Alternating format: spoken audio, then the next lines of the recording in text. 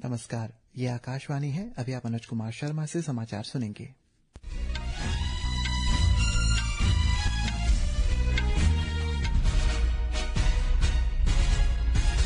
पहले मुख्य समाचार।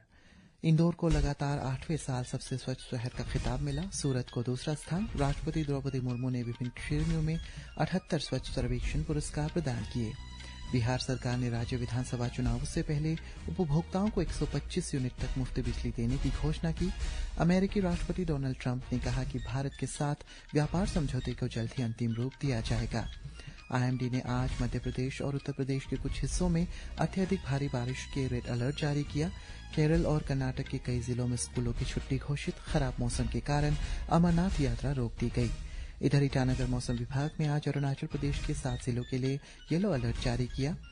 अरुणाचल प्रदेश से पैरा एथलीट कीपा मेरो विश्व पैरा एथलेटिक्स चैंपियनशिप 2025 के लिए क्वालिफाई करने वाले पहले अरुणाचली बन गए हैं।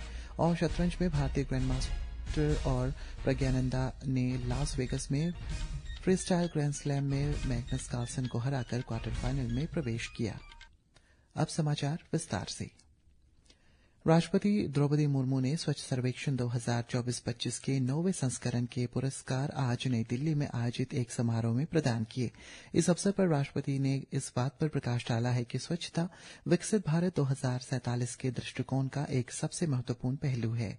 उन्होंने देशवासियों से देश को स्वस्थ और विकसित बनाने के लिए आगे आने का आग्रह किया। राष्ट्रपति ने कहा है कि 2025 में देश स्वच्छता और आस्था का अद्भुत संगम देखेगा। स्वच्छता पर बोल देना प्राचीन काल से ही हमारी सांस्कृतिक और आध्यात्मिक चेतना का आधार रहा है। अपने घरों को, उपासना स्थलों को तथा आसपास के परिवेश को स्वच्छता रखने की परंपरा हमारी जीवन शैली का अभिन्न अंग थी। मुझे आज साफ सफाई करने का अवसर यदि मिल पाता है, मैं उसका उपयोग करती हूँ, क्योंकि साफ सफाई मेरे संस्कार और स्वभाव का और मेरे जैसे करोड़ों देशवासियों के संस्कार और स्वभाव का हिस्सा रहा। मध्य प्रदेश के इंदौर ने लगातार 8वें वर्ष सबसे स्वच्छ शहर का खिताब अपने नाम किया। सूरत दूसरे स्थान पर रहा, जबकि नवी मुंबई को तीसरा स्थान हासिल हुआ है। 3 से 10 लाख की आबादी वाले शहरों की श्रेणी में नोएडा सबसे स्वच्छ शहर रहा। उसके बाद चंडीगढ़ और मैसूर का स्थान रहा। 10 लाख से अधिक आबादी वाले शहरों की श्रेणी में अहमदाबाद का पहला स्थान मिला है। इस कार्यक्रम के दौरान विभिन्न श्रेणियों में कुल 78 पुरस्कार प्रदान किए गए। बिहार सरकार ने राज्य में सभी उपभोक्ताओं को अगले महीने की 1 तारीख से 125 यूनिट मुफ्त बिजली देने की घोषणा की है। मुख्यमंत्री नीतीश कुमार ने बिहार विधानसभा चुनाव से ठीक पहले इस निर्णय की घोषणा करते हुए बताया कि इससे राज्य के कुल 1 करोड़ 67 लाख परिवारों को लाभ मिलेगा। गृह और सहकारिता मंत्री अमित शाह आज राजस्थान में जयपुर के पास आयोजित सहकारिता तथा रोजगार उत्सव में शामिल हुए। उन्होंने श्री अन्न के प्रोत्साहन के लिए विश्व की सबसे बड़ी अनाज भंडारण योजना के अंतर्गत निर्मित 24 गोदामों और 64 मोटे अनाज के विक्रय केंद्रों का भी उद्घाटन किया। कार्यक्रम को संबोधित करते हुए श्री शाह ने 58% ग्रामीण क्षेत्रों के सहकारिताओं की सक्रिय भूमिका की प्रशंसा की। 8,50,000 कोऑपरेटिव के माध्यम से 31 करोड़ लोग सहकारिता से जुड़े हैं और नरेंद्र मोदी जी ने सहकारिता मंत्रालय की स्थापना की। 4 साल के अंदर हमने 61 इनिशिएटिव के माध्यम से सहकारिता को मजबूत करने का काम किया है। 2 लाख नए पैक्स बनाने का काम शुरू हो गया है, उसमें से 40,000 पैक्स बना लिए गए। प्रधानमंत्री नरेंद्र मोदी कल बिहार और पश्चिम बंगाल का दौरा करेंगे। प्रधानमंत्री बिहार के मोतिहारी में 7,000 करोड़ रुपए से अधिक लागत वाली विभिन्न विकास परियोजनाओं का शिलान्यास, उद्घाटन और लोकार्पण करेंगे। श्री मोदी कल ही पश्चिम बंगाल में भी 5,000 करोड़ रुपए से अधिक लागत वाली विभिन्न विकास परियोजनाओं का शिलान्यास, उद्घाटन और लोकार्पण करेंगे। अमेरिका के राष्ट्रपति डोनाल्ड ट्रंप ने कहा है कि भारत और अमेरिका के बीच बहुप्रतीक्षित अंतरिम व्यापार समझौते पर चल रही बातचीत जल्द ही पूरी हो सकती है। श्री ट्रंप ने कहा है कि दोनों देशों के बीच बातचीत सकारात्मक माहौल में चल रही है और प्रस्तावित समझौता अमेरिकी कंपनियों को अमेरिका और इंडोनेशिया के बीच व्यापार समझौते के अनुरूप भारतीय बाजार में बेहतर पहुंच प्रदान कर सकता है। उन्होंने कहा है कि अमेरिका को इंडोनेशिया में पूरी पहुंच मिली हुई है और भारत भी इस दिशा में काम कर रहा है।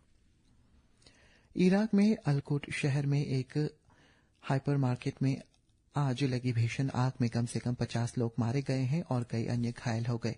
उन्होंने बताया है कि इमारत और मॉल में मालिक के खिलाफ मुकदमा दायर किया गया है। इस बीच घटना की जांच भी शुरू कर दी गई है।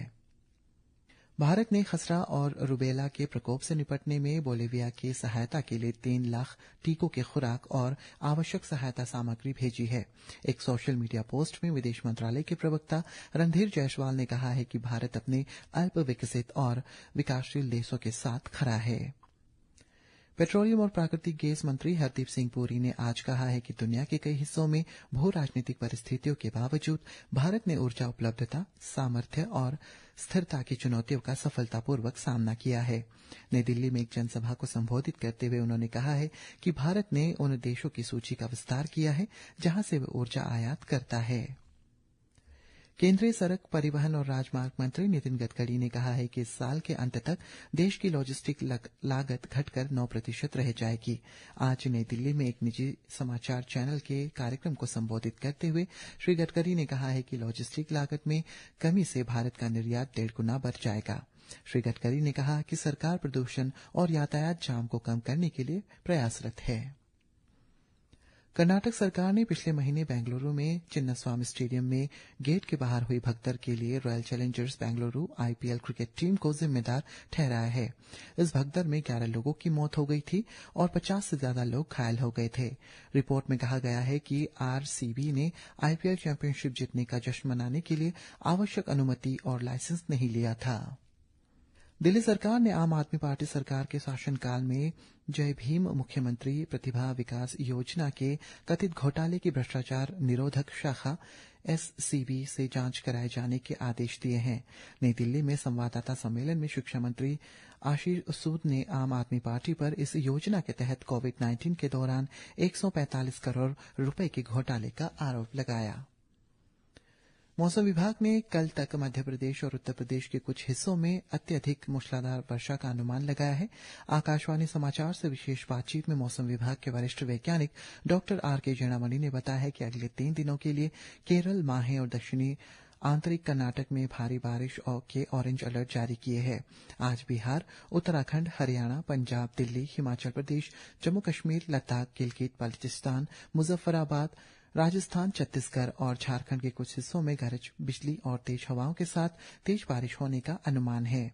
अगले 7 दिनों के दौरान पूर्वोत्तर भारत में कई जगहों पर गरज के साथ बिजली चमकने के साथ मध्यम बारिश जारी रहने की भी संभावना व्यक्त की गई है। इधर ईटानगर मौसम विभाग ने आज अरुणाचल प्रदेश के 7 जिलों ईस्ट कामेंग, पापुमपारे, लोअर सुबनसिरी, कामले, अपर सियांग, ईस्ट सियांग और अंजाव के लिए येलो अलर्ट जारी किया है। विभाग के अनुसार इन जिलों में अगले 24 घंटों में अलग अलग स्थानों पर गरज के साथ बिजली गिरने की संभावना है। अरुणाचल प्रदेश के मुख्यमंत्री पेमा खांडू ने आज अपने कार्यकाल के 9 वर्ष पूरे कर लिए हैं। राज्य के उप मुख्यमंत्री चाउना मेन ने एक सोशल मीडिया पोस्ट में श्री खांडू को इस उपलब्धि पर बधाई देते हुए कहा कि प्रधानमंत्री नरेंद्र मोदी के सहयोग से निर्देशित उनका दूरदर्शी, समावेशी और पारदर्शी नेतृत्व अरुणाचल प्रदेश की परिवर्तनकारी यात्रा के लिए प्रेरक शक्ति रहा है। उप मुख्यमंत्री ने कहा कि राज्य सरकार विकसित अरुणाचल के निर्माण के लिए प्रतिबद्ध है। जम्मू कश्मीर में खराब मौसम के कारण अमरनाथ यात्रा अस्थायी रूप से रोक दी गई है। आधिकारिक रूप से बालतल और पहलगाम मार्गों पर तेज बारिश के कारण आज तीर्थ यात्रा रद्द करने का निर्णय लिया गया। घरेलू शेयर बाजार के प्रमुख सूचकांक सेंसेक्स और निफ्टी आज दोपहर के सत्र में गिरावट के साथ कारोबार कर रहे थे। सेंसेक्स कुछ देर पहले 200 अंकों की गिरावट के साथ 82,443 पर था। पैरा एथलीट किपा मेरो विश्व पैरा एथलेटिक्स चैंपियनशिप 2025 के लिए क्वालिफाई करने वाले पहले अरुणाचली बन गए हैं। मेरो ने हाल ही में बेंगलुरु में संपन्न 7वीं अंतर्राष्ट्रीय पैरा एथलेटिक्स चैंपियनशिप में जैवलिन थ्रो स्पर्धा में कांस्य पदक जीतकर अपना स्थान पक्का कर लिया। और शतरंज में युवा भारतीय ग्रैंड मास्टर रमेश बाबू प्रज्ञानंदा ने लॉस वेगस में फ्रीस्टाइल ग्रैंड स्लैम शतरंज प्रतियोगिता में दुनिया के नंबर 1 खिलाड़ी मैग्नस कार्लसन को हराकर क्वार्टर फाइनल में अपनी जगह कर ली है। इसी के साथ ये समाचार बुलेटिन समाप्त हुआ। नमस्कार।